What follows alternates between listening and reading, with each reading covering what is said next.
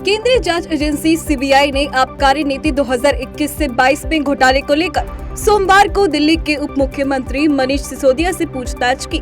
बता दें कि दिल्ली की शराब नीति में घोटाले के मामले में सीबीआई ने 19 अगस्त को एफआईआर दर्ज की थी। इस मामले में मनीष सिसोदिया, 3 पूर्व सरकारी अफसर, 9 कारोबारी और 2 कंपनियों को आरोपी बनाया गया है। सीबीआई ने आरोपियों पर आपराधिक साजिश रचने और भ्रष्टाचार से जुड़ी धाराओं के तहत केस दर्ज किया है। प्रधानमंत्री नरेंद्र मोदी ने सोमवार को दिल्ली स्थित भारतीय कृषि अनुसंधान संस्थान के पूसा मेला ग्राउंड में 2 दिवसीय पीएम किसान सम्मान सम्मेलन 2022 का उद्घाटन किया और प्रधानमंत्री किसान सम्मान निधि योजना के तहत किसानों को 16,000 करोड़ रुपए की राशि की 12वीं किस्त जारी की। बता दें कि देश में मझौले और छोटे किसानों की मदद के लिए शुरू की गई इस योजना को 8 साल हो चुके हैं और देश में करोड़ों किसान इसका लाभ प्राप्त कर चुके हैं। केंद्र सरकार ने 24 फरवरी 2019 को पीएम किसान सम्मान निधि योजना की शुरुआत की थी। विदेश मंत्री एस जयशंकर ने सोमवार को मिस्र की अपनी यात्रा के समापन की जानकारी ट्वीट के माध्यम से दी। उन्होंने कहा कि मिस्र में उन्होंने प्रख्यात हस्तियों से मुलाकात की। इसके बारे में ट्वीट करते हुए उन्होंने लिखा, मिस्र की मेरी पहली आधिकारिक यात्रा समाप्त हुई। हमारे साझा दृष्टिकोण और साझा हित निश्चित रूप से संबंधों को अगले स्तर तक ले जाएंगे। अपनी यात्रा के दौरान विदेश मंत्री ने मिस्र के राष्ट्रपति अब्देल फत्ताह अल सीसी से मुलाकात की और दोनों देशों के बीच व्यापार बढ़ाने के तरीकों पर चर्चा की। रक्षा मंत्री राजनाथ सिंह ने सोमवार को कहा कि पिछले 2 दशकों में आंतरिक और बाहरी सुरक्षा के बीच की खाई कम हुई है। उन्होंने कहा कि देश के स्वतंत्र मीडिया, न्यायपालिका, गैर सरकारी संगठनों और गतिशील लोकतंत्र का दुरुपयोग इस सुरक्षा को नष्ट करने के लिए किया जा सकता है। राजनाथ सिंह गुजरात के गांधीनगर जिले के लवड़ गांव में स्थित राष्ट्रीय रक्षा विश्वविद्यालय के दूसरे दीक्षांत समारोह में बोल रहे थे। इस दौरान उन्होंने राज्य की एजेंसियों को एक साथ काम करने की जरूरत पर भी जोर दिया। बीजेपी प्रवक्ता समित पात्रा ने आम आदमी पार्टी पर जश्न भ्रष्टाचार मनाने का आरोप लगाते हुए कहा कि जो लोग भ्रष्टाचार के खिलाफ लड़ने आए थे, आज वही सबसे कट्टर बेईमान पार्टी के रूप में उभर रहे हैं। बीजेपी प्रवक्ता ने कहा कि जब राहुल गांधी को भ्रष्टाचार के मामले में बुलाया गया था, तब ठीक इसी प्रकार कांग्रेस पार्टी नौटंकी करने में लगी थी। उन्होंने कहा कि पहले तो भ्रष्टाचार कीजिए, दलाली कमाइए और जब आपसे सवाल पूछे जाए तो आप जश्न मनाइए। समित पात्रा ने कहा कि आजकल एक नया प्रचलन शुरू हो गया है। जब भ्रष्टाचारियों से सवाल जवाब करने के लिए बुलाया जाता है तो ये सबसे पहले राजघाट चले जाते हैं कि हम सत्याग्रह करेंगे। बता दें, आज सीबीआई ने मनीष सिसोदिया से शराब घोटाले में पूछताछ की है। उत्तराखंड में 4 धाम यात्रा समापन की ओर है। केदारनाथ धाम की बात करें तो इस बार नया रिकॉर्ड बना है। रुद्रप्रयाग पुलिस अध्यक्ष आयुष अग्रवाल ने कहा कि 2 साल कोरोना महामारी के बाद यात्रियों की संख्या बढ़ने की उम्मीद थी और अभी तक 15 लाख से ज्यादा यात्री बाबा केदार के दर्शन कर चुके हैं। पहली बार किसी यात्रा सीजन में 15 लाख यात्री केदारनाथ धाम पहुंचे हैं, जो एक नया कीर्तिमान है।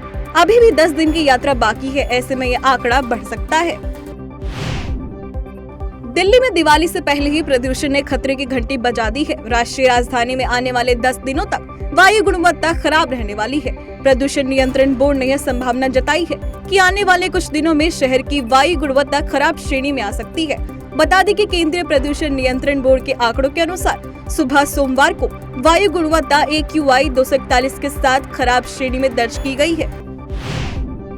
बिहार के 2 विधानसभा सीटों पर 3 नवंबर को होने वाले उपचुनाव के लिए भाजपा ने स्टार प्रचारकों की जारी सूची में नए नेतृत्व के बजाय पुराने नेताओं पर ही भरोसा जताया है। विपक्ष की भूमिका में आने के बाद पार्टी के अंदर यह चौंकाने वाला निर्णय है। भाजपा के राष्ट्रीय नेतृत्व ने दोनों सदनों के नेता प्रतिपक्ष विजय सिन्हा और सम्राट चौधरी को स्टार प्रचारकों की सूची में टॉप 10 से बाहर रखा है।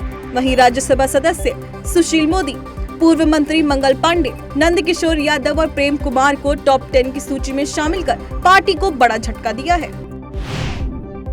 रूस ने एक बार फिर यूक्रेन पर हवाई हमला किया है, जिसमें कई लोगों की मौत हुई है। यूक्रेन के गृह मंत्री डेनिस ने यह जानकारी दी है। उन्होंने कहा कि सोमवार को यूक्रेन के शहरों पर रूसी हवाई हमलों में कई लोग मारे गए हैं। इससे पहले रूस ने कीव पर कामिकाजी ड्रोन से हमला किया था। इन हमलों से घरों को काफी नुकसान पहुंचा है और पिछले हफ्ते भी यूक्रेन पर रूस ने ताबड़तोड़ मिसाइल से हमले किए थे, जिसमें बड़ी संख्या में लोग घायल हुए थे। मध्य प्रदेश में मेडिकल की पढ़ाई अपनी मातृभाषा हिंदी में भी होगी। मध्य प्रदेश के भोपाल में अमित शाह ने MBBS हिंदी कोर्स की बुक लॉन्च की।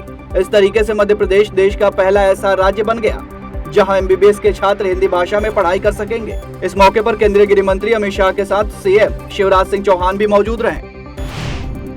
छत्तीसगढ़ के कानकेर में पुलिस और नक्सलियों के बीच मुठभेड़ हुई। इसमें कई नक्सलियों को गोली लगने और घायल होने का दावा किया जा रहा है। जवानों ने मौके पर भारी मात्रा में विस्फोटक, नक्सली साहित्य और दैनिक उपयोग के सामान बरामद किए हैं। बता दें कि मुठभेड़ नारायणपुर जिले के बॉर्डर पर आमाबाड़ा थाना क्षेत्र के गाँव बांडापाल के जंगलों में हुई है।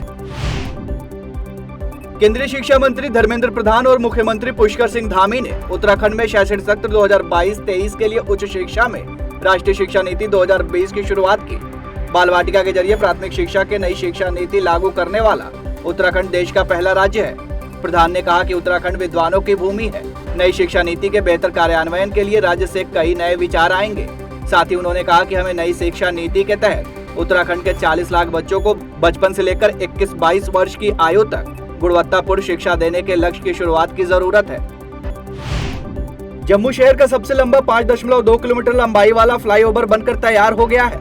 इस पर वाहनों को चलाने की टेस्टिंग का काम पूरा हो चुका है। बता दें कि 133 पिलर वाले इस फ्लाईओवर से आधे घंटे का सफर अब केवल 10 मिनट में पूरा हो जाएगा। जम्मू अखनूर राष्ट्रीय मार्ग पर बने कनाल हेड से मुट्ठी फ्लाईओवर से जम्मू अखनूर के आसपास बसी कॉलोनियों के अलावा राजौरी और पूंछ जिले के लाखों लोगों को सीधा लाभ मिलेगा। इसके उद्घाटन के लिए राष्ट्रीय राजमार्ग ढांचागत विकास प्राधिकरण लिमिटेड ने हरी झंडी दे दी है। मुख्यमंत्री योगी आदित्यनाथ ने दिवाली छठ के त्योहार में माहौल खराब करने की कोशिश करने वालों पर कठोर कार्रवाई के आदेश जारी करते हुए कहा कि दीपावली व छठ समेत आने वाले सभी पर्वों पर स्थानीय जरूरतों को देखते हुए सभी जरूरी इंतजाम किए जाएं। उन्होंने शरारतपूर्ण बयान जारी करने वालों के साथ जीरो टॉलरेंस की नीति के साथ कड़ाई से पेश आने और माहौल खराब करने की कोशिश करने वाले अराजक तत्वों के खिलाफ कठोर कार्रवाई के निर्देश दिए हैं। वैश्विक कंपनी EY और भारतीय उद्योग परिसंघ की रिपोर्ट के अनुसार 71% बहुराष्ट्रीय कंपनियों ने अपने वैश्विक विस्तार के लिए भारत को आकर्षक निवेश गंतव्य माना है। देश ने अगले 5 वर्षों में 475 अरब डॉलर का प्रत्यक्ष विदेशी निवेश आ सकता है। रिपोर्ट के अनुसार 96% MNC ने कहा कि वह लंबे समय के लिए भारतीय अर्थव्यवस्था के बारे में सकारात्मक है। ज्यादातर बहुराष्ट्रीय कंपनियों को लगता है कि भारतीय अर्थव्यवस्था 3-5 वर्षों में बेहतर प्रदर्शन करेगी। भारत निर्यात क्षेत्र में लगातार प्रगति कर रहा है। चेन्नई में आयोजित एक्सपोर्ट कॉन्क्लेव में केंद्रीय वाणिज्य मंत्री ने विस्तार से बताते हुए कहा कि अनुमान के अनुसार भारत वर्ष 2030 तक वस्तुओं और सेवाओं के निर्यात क्षेत्र में 164 लाख करोड़ के लक्ष्य को प्राप्त कर लेगा। इतना ही नहीं, वर्ष 2047 तक देश 30 ट्रिलियन अमेरिकी डॉलर की अर्थव्यवस्था बन जाएगा। भारत के बच्चे खेल जगत में वैश्विक स्तर पर देश का नाम रोशन कर रहे हैं। इसी क्षेत्र में इतिहास रचते हुए डोनारुमा जुकेश ने एमचेस रैपिड ऑनलाइन चेस टूर्नामेंट में वैश्विक नॉर्वे के मैग्नसन कार्लसन को हराकर रिकॉर्ड बनाया। गुकेश विश्व चैंपियन के रूप में कार्लसन को हराने वाले दुनिया के सबसे कम उम्र के खिलाड़ी बन गए हैं। गुकेश ने 9वें दौर के मुकाबले में कार्लसन को हराया है। T20 विश्व कप के लिए मैदान में उतरने से पहले टीम इंडिया ने ऑस्ट्रेलिया को 6 रन से हरा दिया है। पहले वार्म अप मैच के आखिरी ओवर में ऑस्ट्रेलिया की टीम को 11 रन बनाने थे, लेकिन शमी ने शानदार गेंदबाजी करते हुए 3 विकेट लिए और ऑस्ट्रेलिया की टीम को 180 रनों पर ऑल आउट कर दिया। टीम इंडिया ने ऑस्ट्रेलिया के सामने 187 रनों का लक्ष्य रखा था। भारत की तरफ से KL राहुल और रोहित शर्मा ने टीम इंडिया को विस्फोटक शुरुआत दिलाई। दोनों ने पावर प्ले में 69 रन जोड़े। इस दौरान राहुल ने 27 गेंदों पर अपना अर्धशतक पूरा किया। ऋषभ शेट्टी द्वारा निर्देशित फिल्म कांतारा ने वैश्विक स्तर पर 100 करोड़ की कमाई कर ली है। यह फिल्म 30 सितंबर को रिलीज हुई थी। महज 16 करोड़ के बजट से बनी film Kantara south side box office पर ताबड़तोड़ कमाई कर रही है। फिल्म की सफलता को देखते हुए इसे हिंदी, तमिल, तेलुगु भाषा में भी रिलीज किया गया है। फिल्म की कहानी प्राचीन भारतीय संस्कृति पर आधारित एक राजा की कहानी है जो काफी बेचैन रहता था।